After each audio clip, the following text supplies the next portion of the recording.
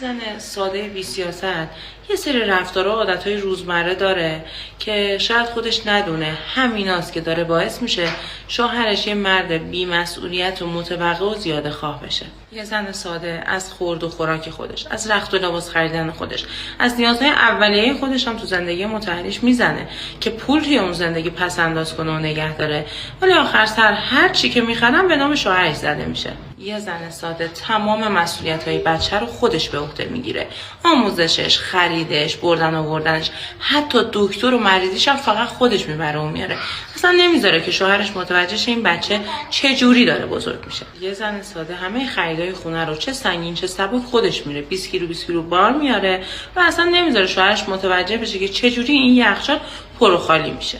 یه زن ساده شوهرش بدون در نظر گرفتن حال و اوضاع و نظر اون هر وقت که دوست داره مهمون دعوت میکنه و زن ساده به بهترین شکل از اون مهمونا و مهمونی پذیرایی میکنه. یه زن ساده به مرور به خاطر این حجم از مسئولیتایی که خودش برداشته و این حجم از بی‌مسئولیتی که از شوهرش میبینه خشم زیادی تو وجودش ایجاد میشه. برای اینکه این خشم رو بروز بده شروع میکنه به غر زدن و بهونه گرفتن و در آخر شوهر زن ساده طلبکار میشه. چرا؟